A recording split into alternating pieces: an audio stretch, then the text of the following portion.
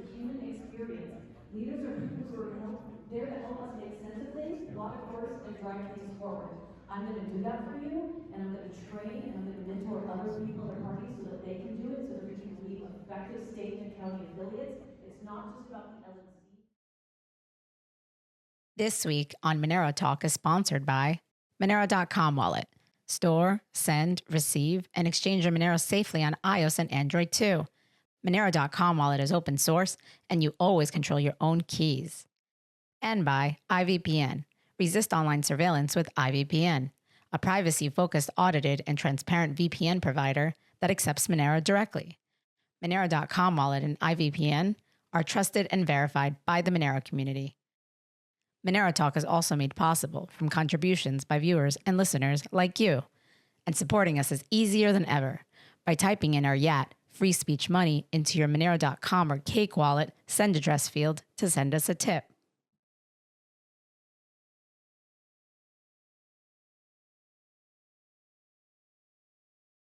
This week on Monero Talk.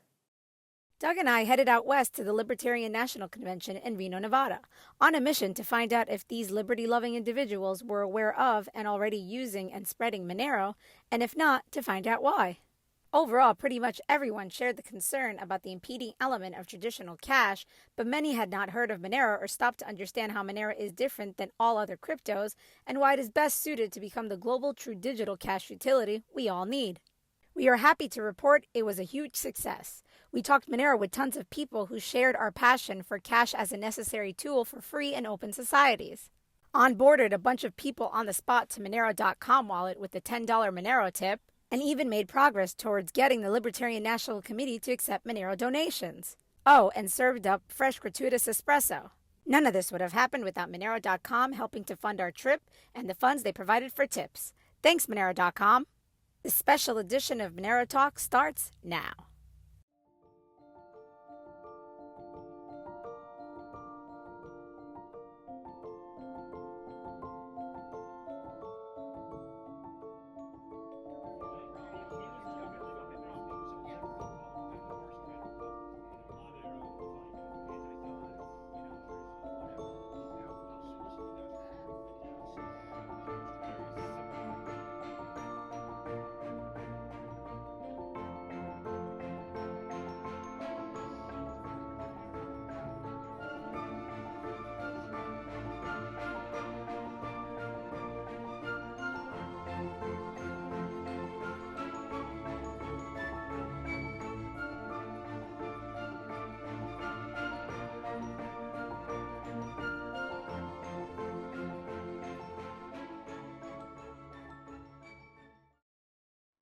All right, we're live at the Libertarian National Convention.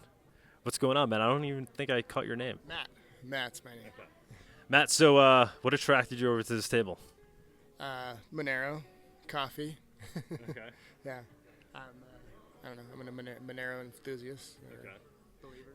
So the reason I came today because I'm trying to figure out why more libertarians aren't also into Monero. Mm-hmm. What's your take? My take would be a lack of awareness. You see guys walking all over here with end the Fed buttons and T-shirts and hats and all that. It's an easy way to end the Fed right now, right? Is to just withdraw your own finances from their whole system. Yeah, couldn't agree with you more. That's basically what I'm trying to find out today. How'd you find your way into Monero? I mean, you obviously don't need to give all the details. Yeah, no, like, what was like the road to Monero? I was introduced to Bitcoin in I don't know, 2010 maybe. Fooled around with it a little bit. I'm sure there's a laptop floating around somewhere with a lot of money on it, like mini stories, and then kind of saw the transparency of Bitcoin and saw that was an issue, that you could never, Bitcoin could just as easily replace the Fed and augment their influence and power, right? With the transparency. So if you have the obfuscated transactions and obfuscated send receives amounts and all that stuff. So originally I bought some Dash years and years ago because that's kind of how they, the digital cash thing, that's how they introduced themselves and got into it. And we saw that was going nowhere. And the whole privacy by default thing is what sold me on it. So the two competing currencies now are Zcash, Monero. I mean, there's like Pirate Chain and all that, but those are the two main ones. And Zcash is just sus from the start, right? Like centralized, this like electronic coin code that's behind it, and I don't know. It just gave me bad vibes, XMR is all decentralized. Everyone's just there's no big centralized, tax. So. Did you hear Snowden talk this morning? I didn't. No. I missed that. I missed that too. And supposedly there was a Q&A. Yeah. Oh, he just came out. He was involved in Zcash somehow, right? Yeah, he was part of the ceremony when they launched it. But we tried getting him on our show a year or so ago, and he wanted to get paid like $20,000 to do it, which is fine. So we offered to pay in Monero. Yeah. But then he no longer wanted to. He got busy. He got busy all of a sudden. So I was like, "If you're gonna do it, you have to accept Monero." Yeah. And obviously, the reason I want to have him on the show is because he never talks about Monero. Right. He only talks about Zcash, and it's like you said, sus. Yeah, right. And Monero, like privacy by default, continual implementation of improving the protocol, right? Like there's a big community behind it, like the cash cards thing where it's just constantly at the top. Darknet markets are all using it. Like it's the choice is pretty clearly been made by those who have a real interest in privacy, right? Right. The market that actually cares about privacy 100%. Is choosing Monero. Right. So the market is indicating which one so is. A guy like me who falls within, not philosophically, but falls within the I don't really have anything to hide, right? But it's privacy writ large that makes the difference, right? If only you are trying to be private, then they can go, oh well, this guy's not hiding this. What do you have to hide? And they come after you, right? It's when we all get on the privacy train that true privacy is achieved, and it's necessary, right? That's what we want. Because when I do have something to hide, I want to be able to hide it. Oh yeah, 100%. Yeah, so I'm running into quite a few people that are like, oh, but how about Zcash? I feel like there's some people like from New Hampshire I've spoken to today are saying like Zcash. Yeah. I just think it's interesting how you see these things getting marketed. Yeah. I don't know So I'm like, from birth I've been like a geek tech nerd, but I'm not a programmer, I'm not a dev. I can't go and review the code myself, right? Like I have too many other things on my plate. I got a family and a job and all these things, right? I can't devote my life to like reviewing the code. So I have to rely on other people who I can trust. Like self-privacy is a guy who looks trustworthy, right? And I follow him, and you kind of have to follow your gut. Right, with anything, you walk down the street down there and you see. Well, I mean, there's data to look at, right? The data is how many people are contributing to the project, right. How long have they been contributing, how long has the code been getting looked at, right. Who's auditing it, what are their abilities. Even that, like a non-developer, it's hard for me to decipher what's the truth and what's not. No, I agree. I'm in the same exact boat. Yeah. But I can see the people who have a vested interest in the benefits that are being put out there, right? Monero, the benefits of Monero are being put out there are like privacy by default, and unbreakable cryptography, right? Like that's the main selling point, right? Cheap, fast, whatever. Like those are not number one on the list, but number one on the list, privacy, right? And who has a vested interest in making sure that's the legit real thing, right? Is darknet, people doing things that they do definitely have to hide, and those people choose Monero. And then privacy experts who are, or people who have that developer background who can review the code, who have a cryptography background who can review the code, and they side with Monero. and they say, yeah, Zcash has some cool technology, but the whole trustless setup thing was a big issue for a long time. And then ZK snarks, yeah, everyone's like, yeah, cool, but maybe we can incorporate that into Monero. Like, yeah, I think it's all good. We didn't mean to turn this into a Zcash bashing. No, but you got. That's mostly where you go. Yeah, right? it's getting brought out because people are talking about it. It's like, all right, so now we have to explain why we think Monero. So I don't think there's anything wrong with showing the pros and cons of each. You gotta make a choice, right? That's how you make a choice in anything in life. Is like you have option A and option B. What are the good things about A? What are the good things about B? What are the cons? Cons, right? And then you say, I'm going to go here because that seems like the better option. And that's what I came down. Monero seemed like the better option. Same exact thing. That's same roadmap. Nothing against Zcash, right? Yeah. Like nothing Same against, here. Zuko Right. seems like a smart guy. Seems like a nice guy. I've interacted with him a little bit. Yeah, I mean, super old school in the community. I mean, he was one of the first guys communicating with, Hal Finney, right? So, yeah. OG Bitcoin guy. Yeah, OG Bitcoin guy. So, what brought you to the Libertarian Convention? I'm a libertarian, like have been forever. A small L libertarian, anarchist, or kind of swaying more towards agorism. Came here to kind of see what I could see. What's your take? It's in town, like my hometown. Oh, okay. Okay. Easy. Okay. I can't avoid it. Just 10 minutes from my house. So, what do you think the future looks like in terms of where we might be headed in the United States with regards to government and liberty and the form of government we might ultimately have here? I mean, do you see a transition taking place with things like cryptocurrency?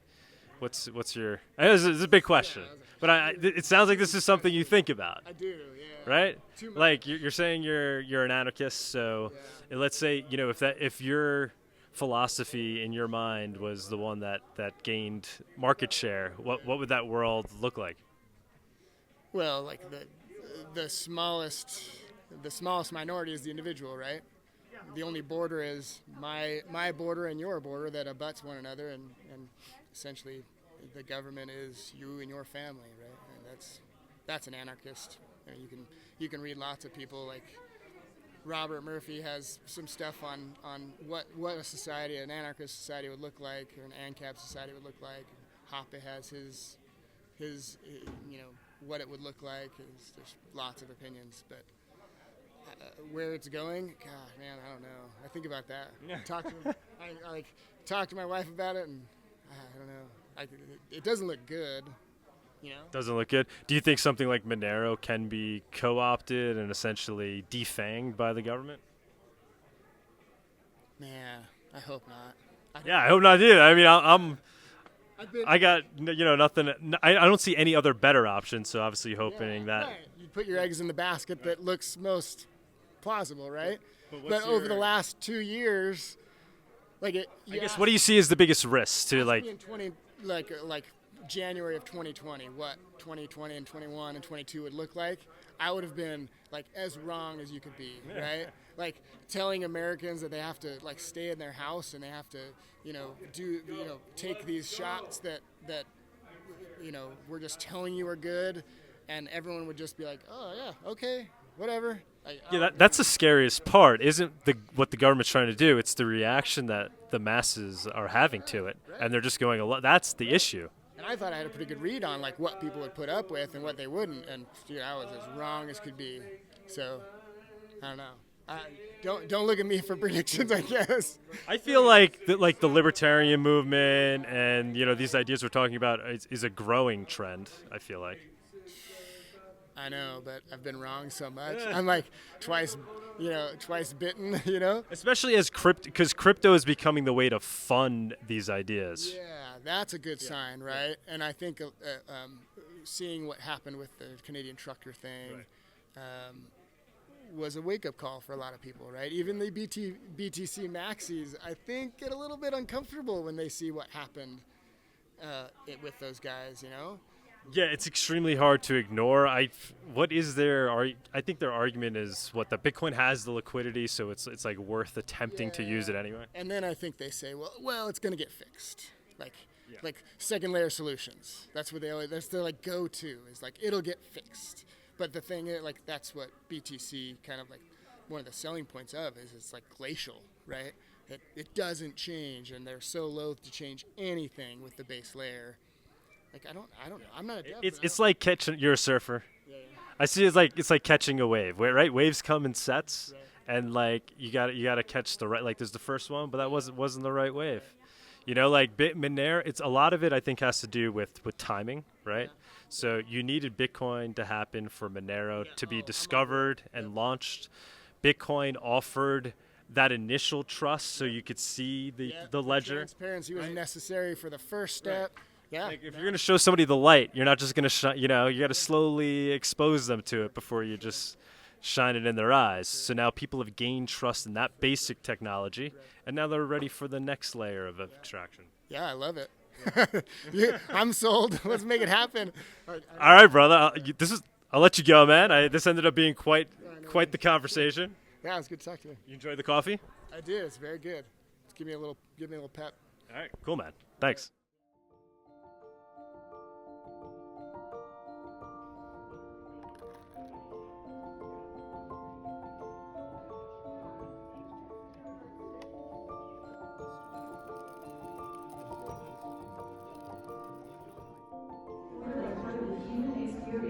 Leaders are people who are there to help us make sense of things, walk course, and drive things forward. I'm going to do that for you, and I'm going to train and I'm going to mentor other people in parties so that they can do it, so that you can be effective state and county affiliates.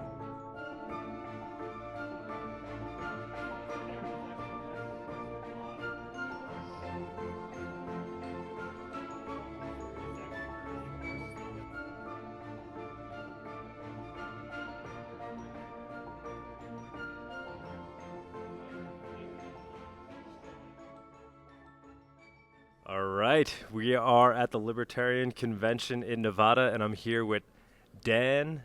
Taxation is theft. Berman, what's going on, man? How's it going? It's going awesome.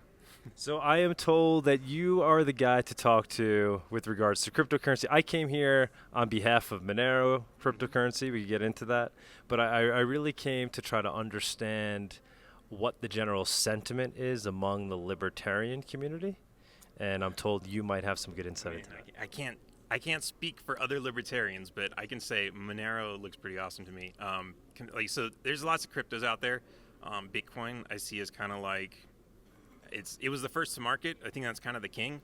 But I like the privacy that Monero has. So like I've been looking at that and kind of getting into that. I'm still trying to figure out how to set up my wallet, but okay, I see that as like that. Like I see that as like the next big step. Like I see like Ethereum had some cool things to it, but like, yeah, I don't know.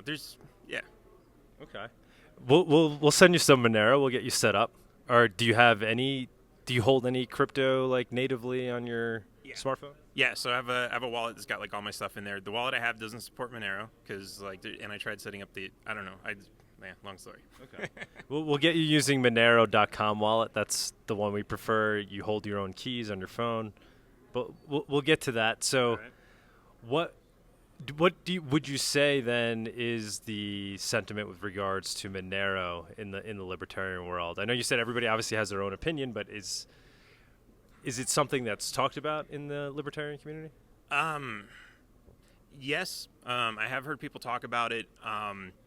I know there's a lot of concern because of government regulation getting into it, because it's like, oh, this provides actual privacy. We can't have that. We need to be able to monitor all your transactions. So that's kind of, I know it's a concern for a lot of people, but for other people, it's like, no, that's the good thing. Like it's kind of like, okay, how do we weigh this out? We have additional security, or we have government regulation that's going to interfere with this. And it's like, well, if it's on the blockchain, it's like, we don't like, why do we care what the government thinks at the end of the day? Right. Are most libertarians against regulation in pretty much in general? Yes. The problem is a lot of libertarians like to follow the regulations until the regulations change. So a lot of them want to, basically change the environment so that we can do things that we want to do.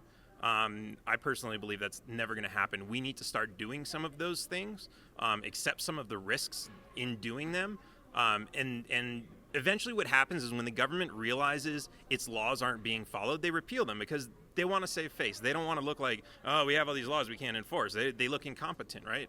We saw that with marijuana. I mean, like we're here in Nevada right now. It's very easy, accessible to get. A couple of years ago, it wasn't necessarily the case. Potential example there. Yeah, absolutely. There was a thing. I'm totally gonna like butcher all the facts on this, but there was a. I want to say it was like in Thailand. They passed a law where you weren't allowed to have like mannequins that were like too, I don't know, seductive or like somewhere. And so all the shop owners took all their mannequins and they stuck them out on the street naked to protest this law. And the government said, okay, this is a stupid law. We can't enforce this. We can't throw all these people in jail. And they just removed the law. So it's like this is how we have to approach things, because these people do not respect what we want. They're there to control us. They want to monitor all our transactions. They want to control everything we do so that they can figure out a way to tax it and extract the value that we're creating for ourselves, force us into poverty and debt. That's what they're doing. And if we just say like, oh, well, we don't agree with it, but it's the law, we're going to follow it for now, then it's like, yeah, I get it, do that to a certain extent, especially when the punishment is like extremely severe. But it's like at some point you got to say like, we know they're not going to give us permission to live our lives freely. We need to just stop. Martin Luther King said you have an obligation and a duty to disobey unjust laws. Like there is so much history in this country that has come from civil disobedience, people disobeying unjust laws. And it's like, I would expect that the Libertarian Party would be at the forefront of that. And I should say Libertarians would be. I understand the party itself is like, it's an extension of the government and has to play by the rules just to exist. But there's so much that we can do as individuals to just say, like we're not going to take this. This is nonsense. You don't have the right or the authority, and we're going to, we have to stand our ground and fight this. Yeah, that's really what the cypherpunk ideal is, the crypto anarchist ideal, right? It's create technology that the government essentially can't regulate and can't stop. Yeah, absolutely. So do you think, is that how you kind of assess your cryptocurrencies, or what do you see as the value proposition for crypto? Do you think there's multiple cryptos that might offer different things, or are you most interested in something like a Monero that's just trying to be digital cash that can't be censored or stopped in any way? How do you look at cryptos in general? So I would say I've got 4 classes of crypto. One, I have Bitcoin because that's kind of like, first to market. It's the safest, stablest, I know, relatively stablest, most stable coin. Then you have Ethereum, which I like because it has like additional utility to it, which is kind of cool. I have a much smaller percentage of that. Monero is kind of my next one because I like where it's going, and I want to see that go further. I want to see more people use that, especially like as we get to a society where people are going to be using this to buy a meal at a restaurant and that sort of thing. Like I see that as a major advantage and something we should all be looking forward to. And then my 4th is just the shit coins, which is like, I just like. You're a degenerate gambler. Yeah, basically. Is that a common thing among libertarians as well? I don't know. I wouldn't say among libertarians, but there's definitely a lot of us. So, do you think Monero has, or in theory, can a cryptocurrency exist in your belief that won't be at some point controlled or co-opted by some authority? Do you think this ideal is possible? I think it's possible, but I think it's also possible in the way that it's possible for America to be a free country. Like you have to have, because you have like I don't know if it's susceptible to like a 51% attack or that sort of thing, but it's like you have to have people who believe in something and support it, right? If you have most of America doesn't believe in support and freedom anymore.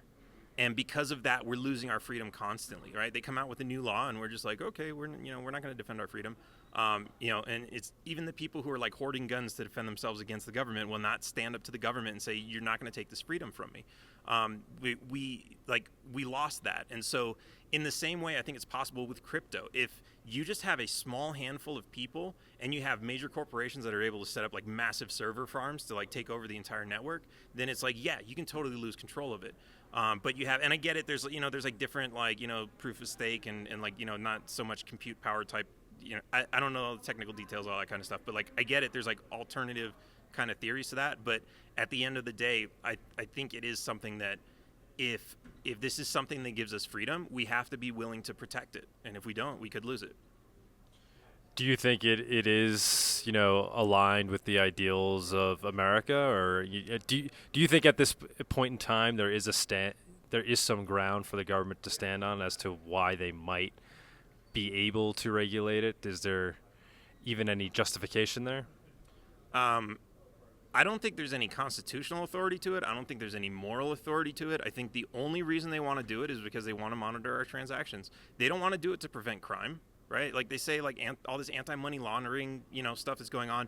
They say it's to protect money laundering because money laundering is like, that's how criminals get their money. And it's like, well, why don't you go after the criminals? Like you're going after the money and where it's going. And it's like, that money is going to go where it's going no matter what. You're not stopping any crime by doing that. You're interfering with innocent people's lives. Just because they're transferring money from one place to another. And the only reason that you can justify that they would be doing that for so many millions of people, billions if you consider that the United States government is like, their KYC policies are affecting the rest of the world. I went to Jamaica and asked them, hey, how can I open a stockbroker account in the Jamaican stock market? Yeah. They said, well, you're an American, so the first thing you have to do is you have to fill out a W-4 form. An IRS tax form in Jamaica, a sovereign nation, right? Why? Because the long arm of the United States. Exactly. So the only possible justification they can actually have for this, since we know it doesn't work at stopping criminals, is they want to know where money is moving so they can tax it. That's it. This is a heist. That's all it is. Mm-hmm. So Monero obviously exists. We tell those, the only thing that can stop Monero is this idea that Monero can be stopped. And all we have to do is start using it. What do you see as the barriers for that to happen, and is it possible? Like, so libertarians, there's a nice group of people here. I think if information got out there, most of them would agree that, and if they start to understand it, would agree that Monero is a good tool for this. But is that enough? We'll be able to get to the point where the general population understands that need. Will they ever understand the need for digital cash? So I'd probably defer to the 80-20 rule on this. 80% of the people are never going to understand the complexity of it. They're never going to be people who are custodians of their own private keys.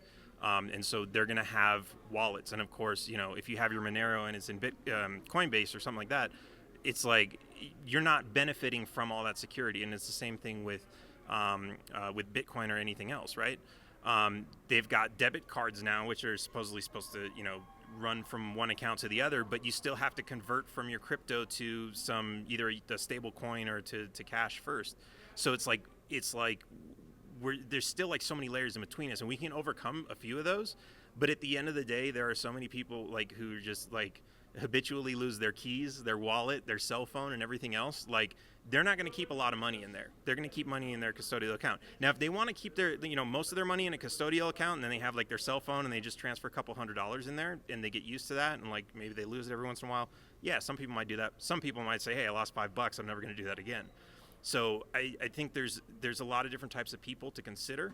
And right now we have systems where we have banks to fall. Like, banks are safety nets. Like, somebody steals your credit card and they run it up, like, you get your money back from the bank. Like, we have this extra layer of protection that we don't have with crypto. And I think for a lot of people, that's the biggest benefit for them. So it's going to be hard to get them to switch. But if you can offer them that same safety and security in a way that they can transact with everybody else who is holding their own keys, then I think that's kind of how you can get to a point where you can reach mass adoption and get people off of fiat. Do you see there being any potential catalysts that give people the inertia to overcome that initial friction? So like, it might be a little bit more difficult to use Monero than, say, Venmo, although I think we're getting pretty close, but there is a friction there. Do you predict there might be some catalyst that would push people over the edge, willing to, spend more than a minute looking at it to understand it, to be like, oh, you know what? It might be worth using this, even though it's a little bit more difficult than Venmo. Do you see there being any potential things that will initiate people towards doing that? Yeah, I think the biggest barrier to entry for a lot of people is they have to be able to like seamlessly transition from the systems they're currently using into crypto systems. So they have to be able to go to the grocery store and swipe a card or do whatever it is. If the grocery store doesn't accept any kind of crypto, they're not going to be interested, because I can't buy groceries with these. It's the same thing, when everyone was going for the gold standard or for gold coins and everything. They're like, I can't spend that, I can't eat that, I can't buy anything with it.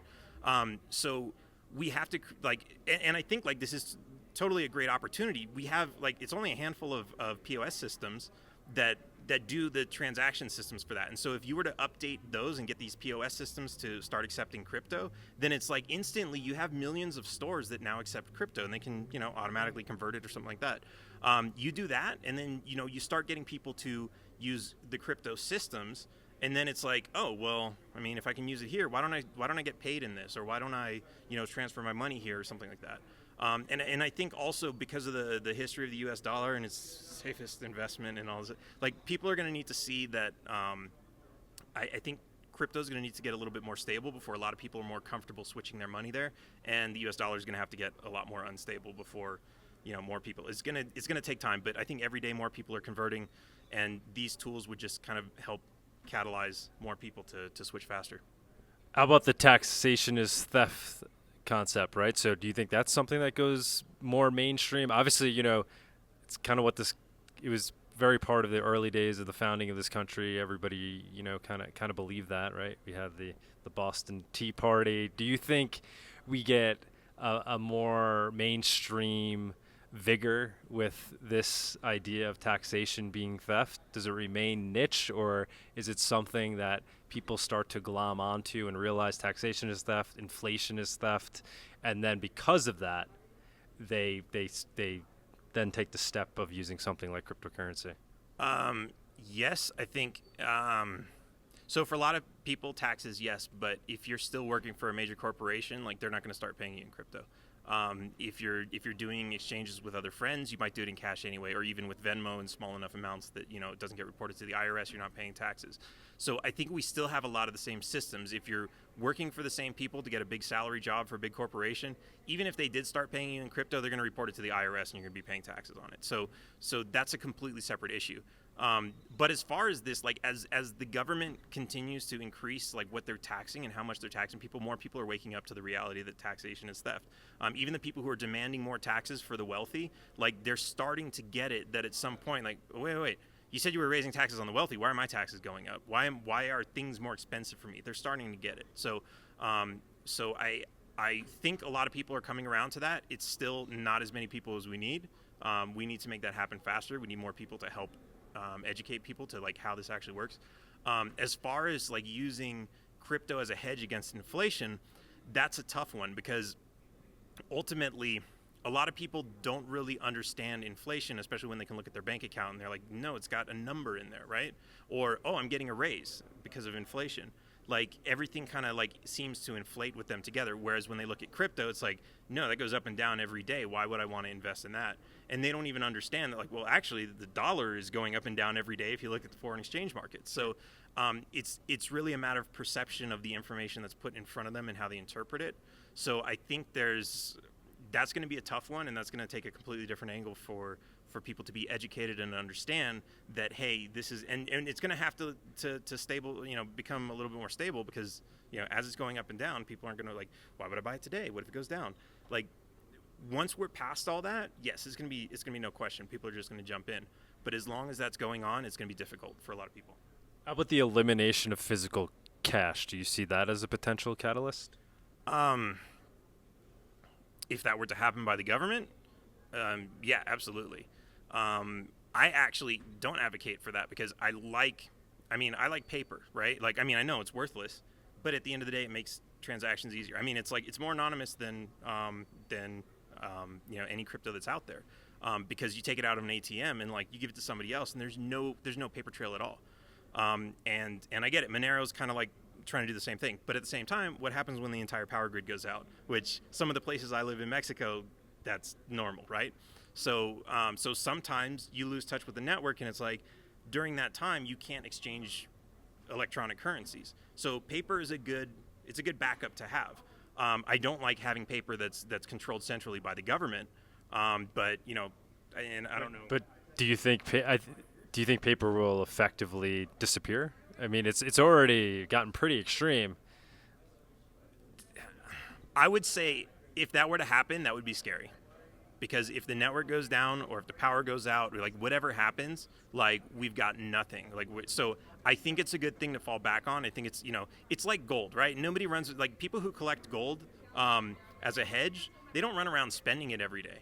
But they have it just in case. And if the shit hits the fan, you know, some people trade silver, some people trade ammo or alcohol or like you have things of value that you can trade.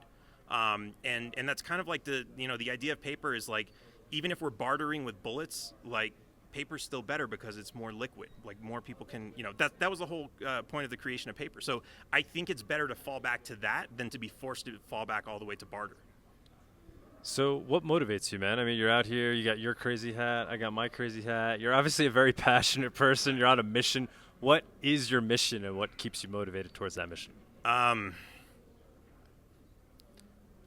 I just want, like, I think the simplest way to explain it is I'm sick of seeing people oppressed, mostly by government, and a lot of people don't even realize that that's where the oppression is coming from, because at the same time they're being oppressed, their oppressor is telling them, I'm protecting you.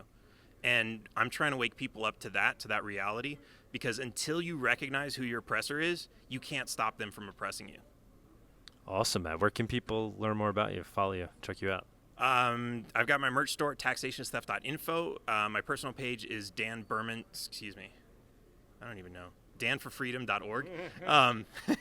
And I've got a million different projects going on, so I try to link them all to danforfreedom.org. We have a wine we're selling, Blood of Tyrants. We have a million different projects. A lot of them are educational based and trying to change the way that just the public thinks about the role of government, because that's ultimately where change is going to come from. It's not going to come from new politicians with new ideas. It's going to come from the people understanding that what the government is doing is oppressive, and we need to change that. You have a podcast? I do. I haven't podcasted in a while, but it's Taxation is Theft. It's on YouTube, youtube.com/Taxation is Theft. It's also on all the major podcast places as Taxation is Theft. And we're on a Roku channel also, which is regional prime television. So what's the deal with the wine thing? It's the blood of tyrants. So the tree of liberty must be watered from time to time with the blood of tyrants, and we have the blood of tyrants, so you can water the tree of liberty. It tastes like freedom. Would you be willing to sell a bottle for Monero? I can't sell you a bottle, but what I can sell you is a token, and the token comes with a free bottle. Oh, that sounds like an even better deal. I get 2 things. Yeah, perfect. So. Want to do it? What do you have? You have an iPhone? I do. Well, I got to set my wallet first. Okay, so we'll do that offline, yeah. And I'm sure it will work out just fine. Thank you so much, man. Greatly appreciate it. Absolutely. Thank you. All right, we are still at the Libertarian Convention, and we're working our way up the ladder. I feel like we've arrived now at Jeremy Kauffman. What's going on, man? Yeah, it's great to be here. It's my first Libertarian Convention. Really? I would think you're like an old school. No, I'm not. I mean, I've been a Free Stater for Free State Caucus. I'm representing here. I've been a Free Stater for, I guess, approaching a decade. But I've actually I haven't been super involved with the LP until just maybe 2 or 3 years ago. So it's really fun to be around so many libertarians. I will enjoy that part. The convention and all the drama about votes, and it's very slow and boring. But I like seeing all the people. That part's a lot of fun. You want to quickly explain the drama that's going on? You don't have to get too much into it, but if you could quickly explain to the viewers. Sure. Well, it's elections. It's politics. There's various factions and people who are trying to get elected and have various positions, but sometimes what they do is they make these motions, and you have to vote on the motions, and people do this some people want to grandstand and give these talks, and it ends up being very slow, and people a lot of times the votes have to be counted like manually. So I don't think if you're the kind of person who finds this specific part of it like a fun time, I don't think you're a normal person. Which goes for most people here. True, and maybe I'm not either. But I love being around all the libertarians. It's you get to see all these people have these conversations, and this is important. When I'm like dragging it, I'm not saying that it's not important. It's important. I want to see the best possible people in charge of the party. I want to see the best possible Libertarian Party. So I'm not trying to say like act like this stuff doesn't matter. Just not exactly my cup of tea. Yeah. So you're running for office. You're running for U.S. Senate. Do you have any shot? I ran for U.S. Congress back in New York as a Republican, so I have an idea of what all this entails. What are your prospects look like? Yeah, I mean, I think New Hampshire is the most libertarian state in the country. There's a very dense network of libertarians there. There's a bunch of free staters who are working on the campaign. Full credit to them. I think that if there's any state where libertarians can win, it's going to be New Hampshire. I do think the Libertarian Party, I think it is realistically, it's tough to go from 2 or 3% to 50% in a year. But I do think we can have a record-breaking turnout. Like that's kind of what, I think there's other ways that we can win. I think we can influence the race. I think that we can cause certain things to be talked about.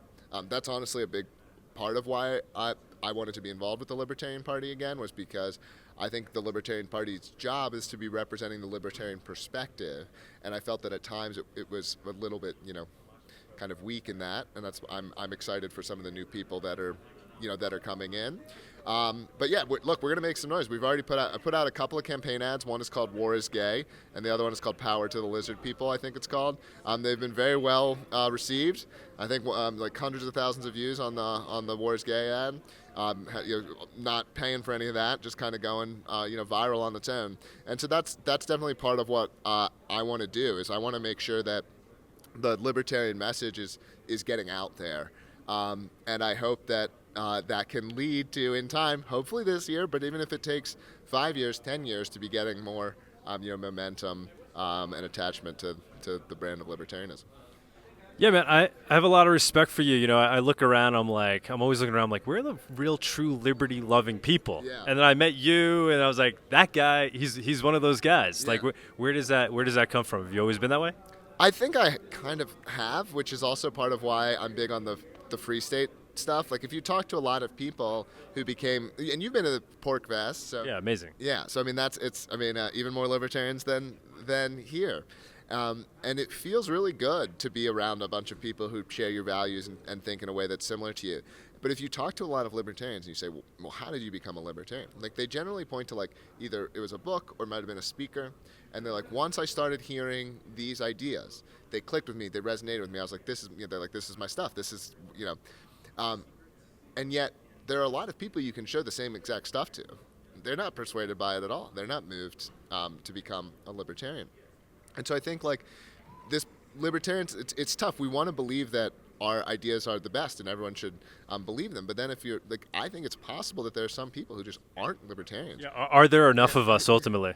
Well, there's enough of us that we deserve a homeland. There's enough of us that we deserve a libertarian place, a libertarian city, or a libertarian society, society of some kind. I wouldn't expect it to be utopian, but it's a very large world, and there's millions of libertarians. How can there not be some space where libertarians are allowed to live closer to the way that they want to be living?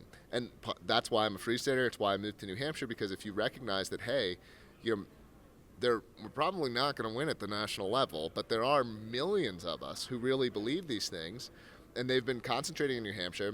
More than 6,000 libertarians have moved to New Hampshire explicitly to make the state more libertarian, and it's working. I mean, there's 100 elected libertarians in not big L party libertarians, but they vote as libertarian as Gary Johnson does. They vote as libertarian as Justin Amash does, and there's more than 100 of them that are elected, and a lot of that has happened through this movement. And so to me, I have optimism for liberty in the state of New Hampshire. I don't have optimism for the future of liberty so much for the United States. Right, that was my next question. I mean, obviously things are kind of seemingly worse than at least in our lifetime, right? Yeah. In terms of what we're feeling with tyrannical the the wrath of a tyrannical government. But do you think that can go mainstream a little bit? There'll be some catalyst that will wake up the mainstream and turn them towards liberty?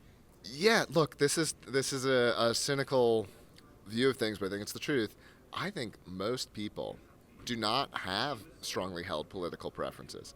I think most people go along to get along, and if those people were in a libertarian society, they'd be libertarians. If those people were in a communist society, they'd be communists. I mean, this is part of why the state and dystopian societies have been able historically to do such terrible things, because this is how most people are.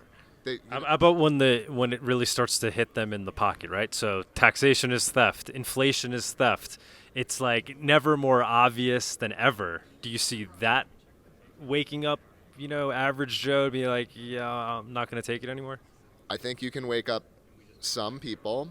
I mean, you could look at someone like Ron Paul, who probably woke up more people than anyone else. But what was the ceiling of what he did? I would hope, yes, look, I hope. I'm not trying to be like a pessimist. I'm trying to be a realist. I think it's possible. I'm not going to say rule it out. Like, look, I would love it. Like, I'm a big Dave Smith supporter. I think Dave Smith is very energizing. I think he's funny, and he can put a message out there in a way that is more likely to convince the average guy than anyone. I'm still, if I had to put a bet on it, I'd still kind of bet against it. I'll support it. I'll do the work, whatever.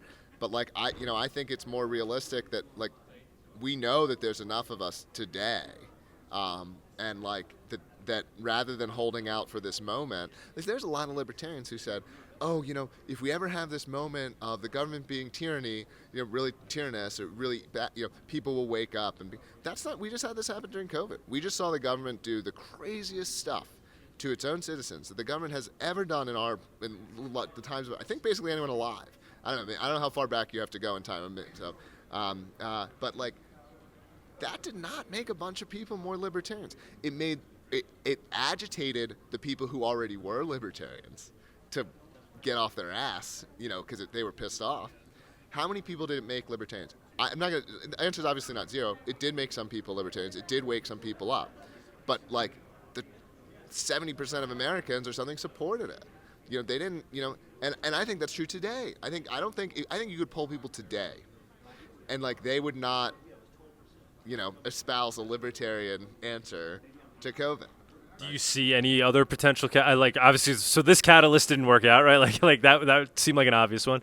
How about things like central bank digital currencies, taxation on unrealized capital gains? Do you think there's going to be some mass surveillance of transactions to the degree that it actually starts to affect people's lives? Do you think there'll be events like that maybe push some people over? Yeah, events that are going to push some people over, that's always going to happen. I'm skeptical of there being, and again, in the case of that one, that's not, in the case of, say, cryptocurrency adoption, I don't think that's in the same space as political persuasion. Part of the challenge of political persuasion is you are forcing people to vote on things that they are imagining the outcome of. You're forcing people to vote on these predictions. It's not the same as a product that someone can pick up and use and can decide. I think if there was a libertarian society, it would be fairly popular. So I think it would be very successful. But I think that so people could comparatively see that this is the result of your social democracy or whatever, versus this is the result of libertarianism. In that scenario, I think libertarianism would be very popular. But I think democracy, you're asking people to vote on things that they have no ability to understand. And so I think people are constantly manipulated, lied to about these kinds of things, and it's very difficult. You're not going to be able to prove them wrong. It's all theoretical. Even something like inflation, where libertarians are right. The truth is, and again, this is pretty cynical, but it's beyond a lot of people to understand all this stuff. It just is. People will start using. I think blockchain can succeed because people will just be able to pick it up and start using it. And they don't if the success of blockchain required people to understand the ideas of blockchain would not be successful.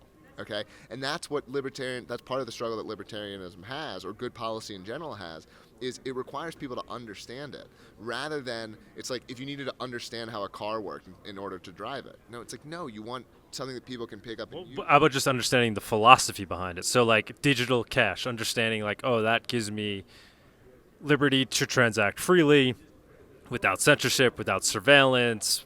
Do you think those things can go mainstream? Yes, definitely, but it's about people picking it up and understanding that I like this. It's like handing someone an iPhone. This is cool. I can do all this stuff. It's so like the more it gets to that level. In the beginning stages, it required people to understand the theoretical implications and predict this stuff. And now and I think blockchain is already making this leap, but now it's got to sort of cross that gap from something that people believe in and understand the implications of, to something that, because to go fully mainstream, people just have to be able to pick up and use it. It has to benefit in some way. They have to understand that this is going to save me money, or this is going to have whatever properties it is, that if I put my money in this, I won't lose 10% a year to the government. They have to there has to be something that is tangible and understandable. They don't have to understand how it provides those things, but there has to be something that's providing. And if you're meeting that test, then it'll go mainstream. What really motivated me to come here was to actually just talk to libertarians and understand actually why there isn't more Monero adoption here. Like, are they aware of it? Are they aware of it but they don't care about it? Are they aware of it but they have criticism and they're not adopting it? Because I just feel like it's kind of a match made in heaven. Yeah. It's this technology that all they have to do is start using it, and it will fulfill some of the ideals that they want to achieve very easily if they all just collectively use it. What do you is there a disconnect there? Are they using it? Yeah, I mean, so I agree with you. In terms of here, well, I haven't seen a ton of vending, so I actually don't even know. I actually would have guessed if people were vending that they would take cryptocurrency. Well, like the general libertarian, is he aware of Monero? Is he into Monero? Is he just aware of crypto in general? Does he care about digital cash? Yeah, I think so. I mean, I think libertarians and cryptocurrency, especially the early adopters, I think there's a ton of overlap between those two communities. I know in New Hampshire, we have these sort of like agorist meetups, these community meetups where people are trading goods or selling services, and everyone at those takes crypto. I mean, I buy beef from a local farm, and I pay them in Bitcoin. So. Yeah, there's a ton of adoption. We go to meetups, people pay their checks in crypto. It's hard. One of the things that is still a struggle for crypto is it meeting that test that I was saying about, like, is this just better? Is this and so if you want to get merchants and so on, it's like it's got to be better than a credit card. It's got to be better. There's got to be a reason. Or if you want consumers to use it, hey, if I pull out my credit card, I get 2% cash back. Why am I supposed to use this thing? And for libertarians, you can appeal to the ideals, but appealing to the ideals won't get you to the mainstream. Appealing to the ideals can get something started, but if you want to get to the mainstream, you've got to appeal to benefit. There's got to be a clear benefit to people using it. How about just Monero in particular, or privacy coins in particular? Like you said, you're using Bitcoin to buy your meat from the local farmer. Why aren't you using Monero? I don't know. They probably don't take it. Which guy is it? I think is he at PorkFest? Is he the guy that was making the amazing burgers at PorkFest?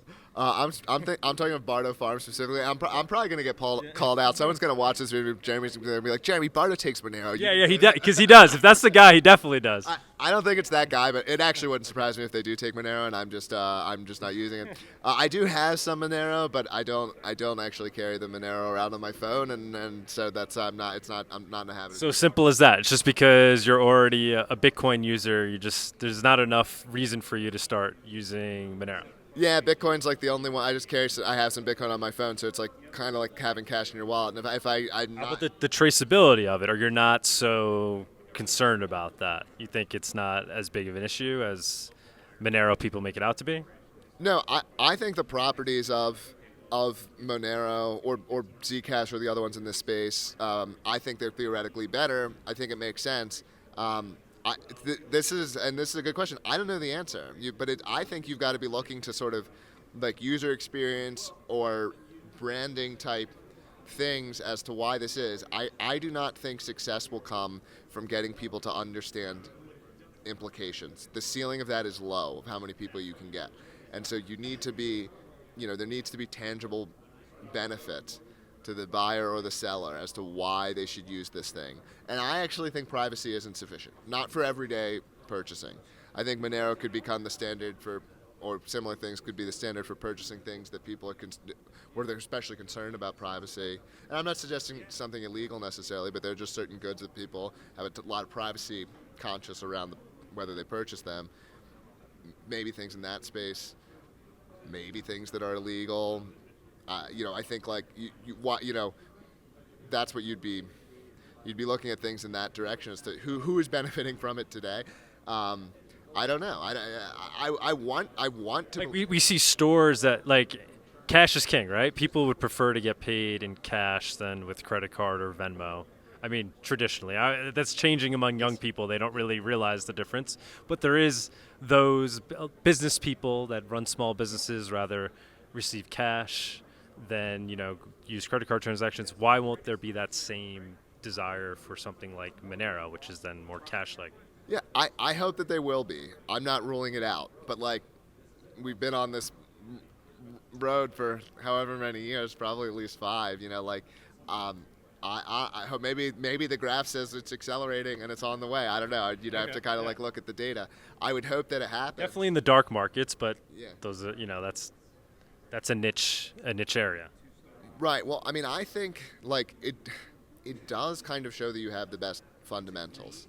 And I think if you have the best fundamentals, that is the most likely thing to cause you to sort of moving up from there over time. I don't think that's a bad thing. The whole point of these things is supposed to be that they have the properties of digital cash, the upsides and the downsides. And so that I think it's some people don't like this idea of like talking about cryptocurrency being used to do illegal things. Now, I'm not encouraging illegal activity, but I think if a cryptocurrency is being used to do things that are illegal, that's like possibly a testament to the tech. I don't think that's necessarily a strike against it.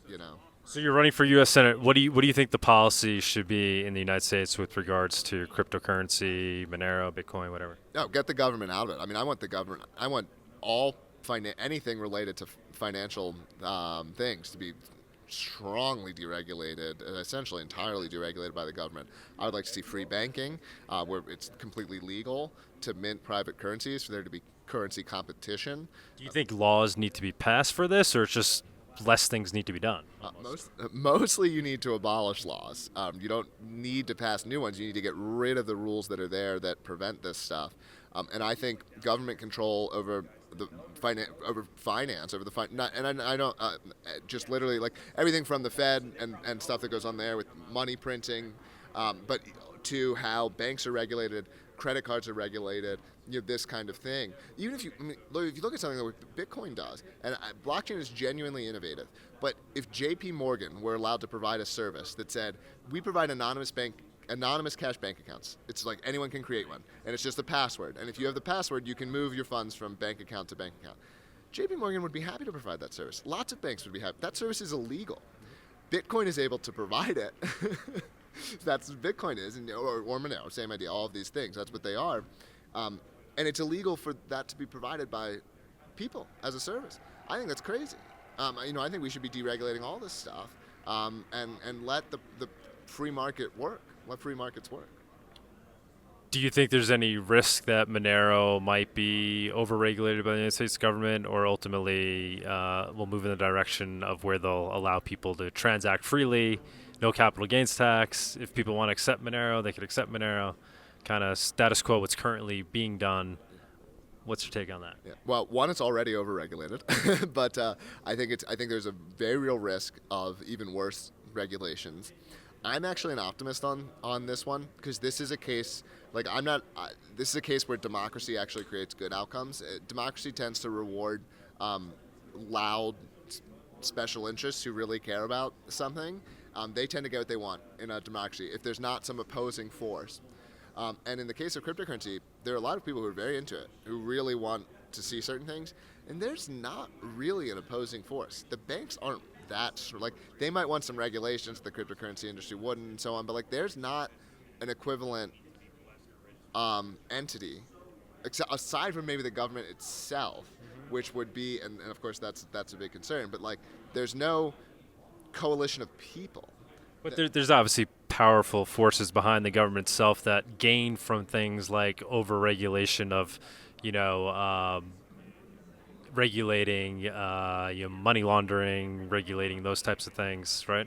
Totally. But one of the reasons we see more and more politicians talking about cryptocurrency and adopting it is because politicians are narcissistic panderers for the most part, and they see that there's a lot of people who care about this, and so they start talking about it. Well, like, okay, so like that's going to mean that politicians who do that are more likely to get elected. Like, there's no strong reason for a politician to be very anti-blockchain. What base is that satisfying? Who cares about that? So, yes, it makes sense. If the government could somehow think about itself, it makes sense for the government to be against cryptocurrency. Like Senator Warren, right, is pretty adamantly against it. There's some, but that's not, like, there's not that many. There are actually more that are pro currently. And you see, and it's not even a partisan thing. You see Democrats who are talking, so it's Republicans and Democrats who talk positively about cryptocurrency. So, like, the government's going to government. It likes to put its fingers in things. Politicians like to reward special interests and so on. But I think the kind of like strong anti-crypto regulation, I actually think it's pretty unlikely for these. That's my prediction for these reasons. Awesome, man. Where can people learn more about you? Anything else you want to bring up? Yeah, I mean, I hope if you're not watching this video on Odyssey that you go over to Odyssey, follow Monero Talk on Odyssey. Great place to find lots of cryptocurrency content. If you want to support my campaign, you can go to Kauffman, #4nh.com. If you want to follow me personally, I'm also very active on Twitter under my full name, Jeremy Kauffman. Anything new coming down the pipe with Odyssey, and what's going on with the lawsuit?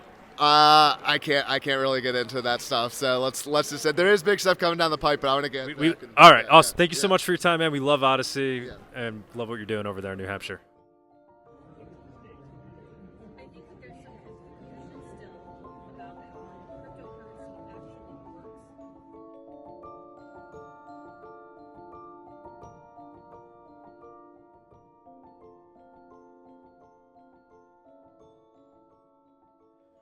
All right, day 3 at the National Libertarian Convention, having so many amazing conversations, and I haven't stopped to video any of them, but I wanted to do that with you, sir. You have some opinions on cryptocurrency and privacy coins in particular. What's your take? Yeah, I first got involved in Bitcoin years back, and Bitcoin, unfortunately, is not private. Neither are most cryptocurrencies. There's only a small handful of cryptocurrencies that are private, and private by default, which means you don't have to turn the privacy feature on and off. It's always private.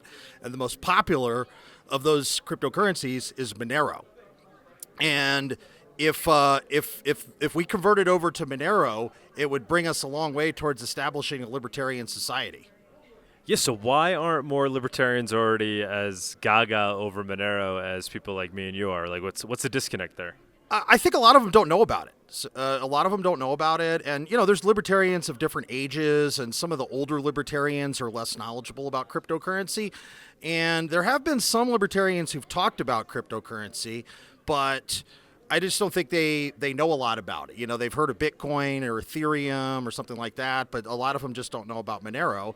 And I've been actually working trying to change that myself. I was actually the person who got the Libertarian National Committee to accept donations in Bitcoins several years ago. I was posting about it online, and an LNC at-large rep saw my post and liked it, so they took it to the LNC for a vote. And there were some naysayers on the LNC who didn't believe in Bitcoin. But we went back and forth. We had some debate, and I hooked them up with a company that converts Bitcoin into Federal Reserve notes so they can report it to the Federal Elections Commission. And they passed it. It ended up being a big success for the Libertarian Party. It helped the party, raise a lot of money that it wouldn't have raised otherwise. And I've been trying for the last few years to lobby the LNC to accept donations in altcoins, which are any cryptocurrency that's not Bitcoin. And so far they haven't done it, unfortunately. But hopefully we'll get that. We'll get them to do it soon. Yeah, I've been talking to a bunch of people about that today, and obviously I'd love to see Monero added as a way to donate.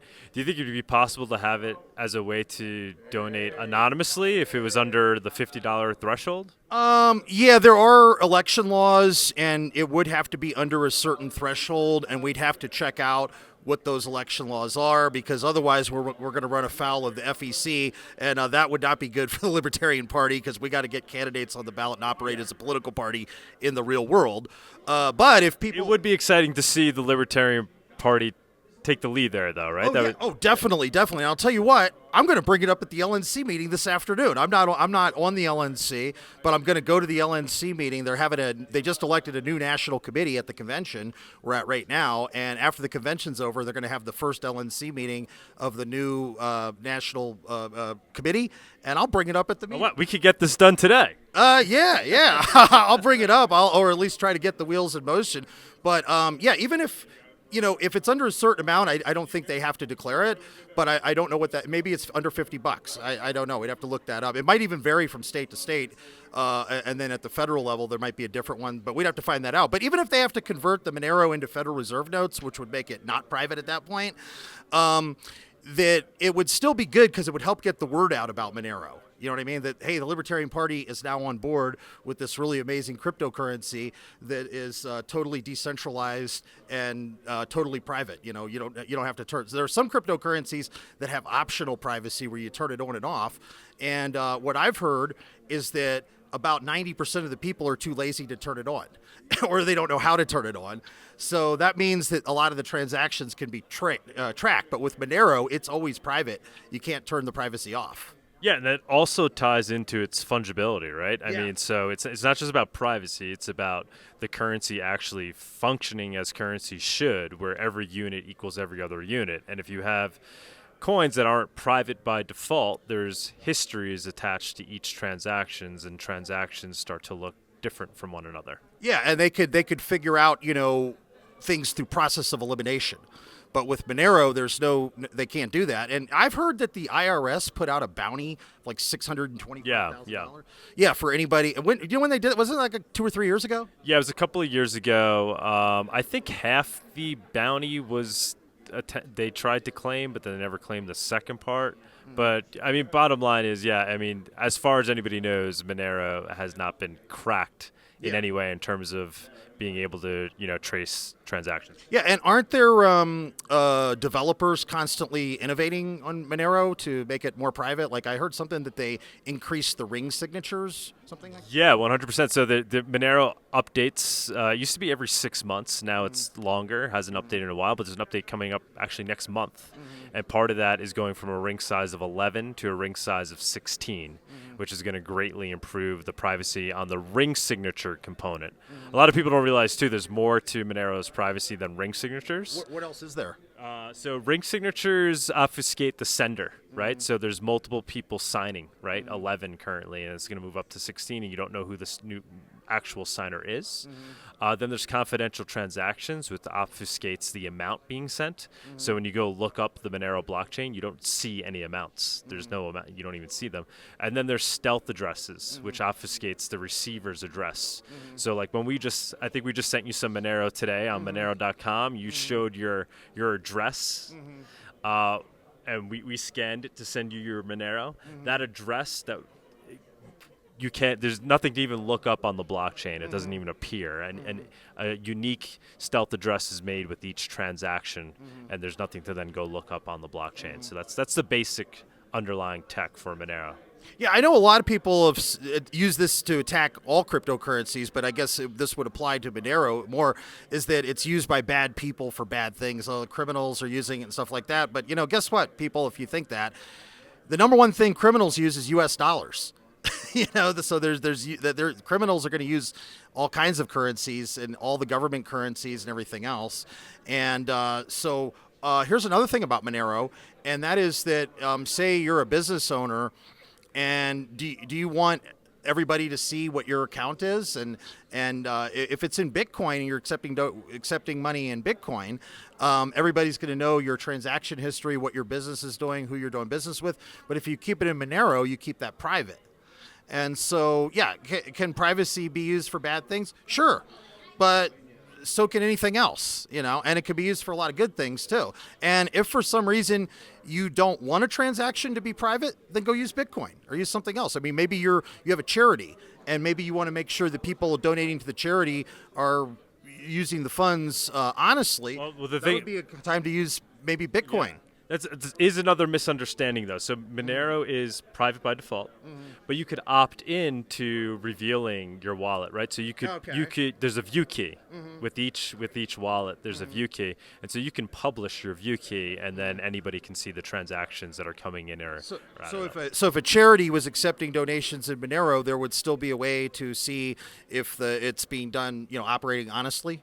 Yes, using view keys. Okay. That's to be honest, that's something that Monero needs to improve on in terms of how view keys function, but that's happening as well with developments.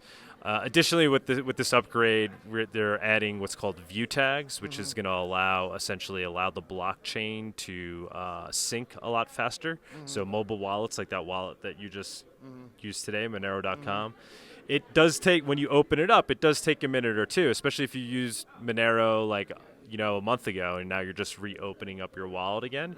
You're going to have to sync and download that month's worth of transactions because of the nature of Monero.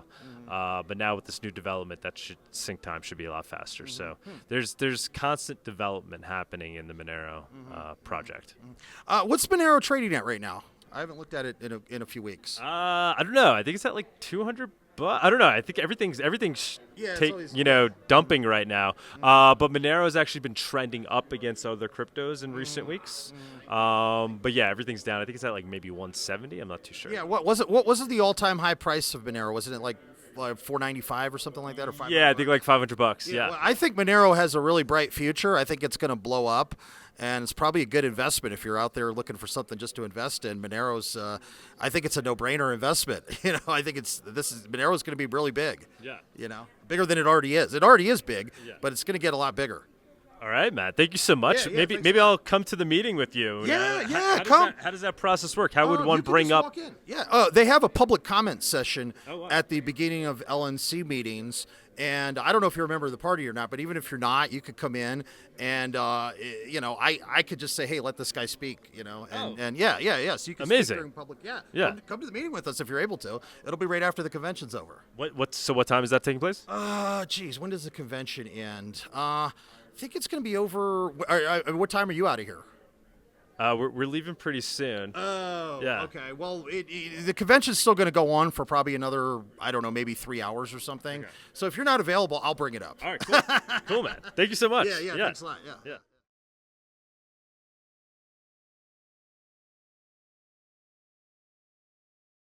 Libertarian Party delegate from Pennsylvania. And back in 2013, I brought a proposal to then at-large LNC rep from California, Starchild, who's just walking in the room right now, that the LNC should adopt Bitcoin, donations in Bitcoin. And Starchild brought it to the LNC. There was some debate back and forth, and they ended up passing it. And I was the one who told then Chairman Jeffrey Neal how I hooked him up with a company that converts Bitcoin donations into Federal Reserve notes so they can report it to the FEC. And if you go on the LP.org website, the Bitcoin link is still up there, and it was a big success. So today, I talked to the people at the Talk Monero booth. That over there is Douglas Tuman, sorry. And during what we were talking, I told him the story, and we said, hey, why doesn't the Libertarian Party accept donations in Monero?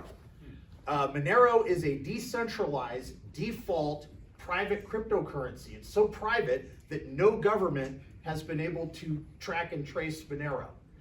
This could be a great tool for pushing society towards individual freedom, and I think it can be converted into Federal Reserve notes so the LNC can be in compliance with the election laws. And back in 2019, I went to an LNC meeting in Northern Virginia, and I suggested that they accept donations in altcoins. Any cryptocurrency that's not Bitcoin is an altcoin, which is alternative to Bitcoin. And unfortunately, the LNC didn't act. That LNC didn't do anything with my suggestion. I'm hoping this LNC will. So I urge you to accept donations in Monero and other cryptocurrencies. Thank you.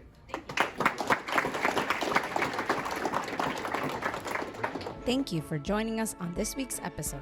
We release new episodes every week. You can find and subscribe to our show on YouTube, Odyssey, iTunes, Spotify, Stitcher, or wherever you listen to podcasts. Go to monerotalk.live to subscribe for a full list of places where you can watch and listen. If you want to interact with us, guests, or other podcast listeners, you can follow us on Twitter.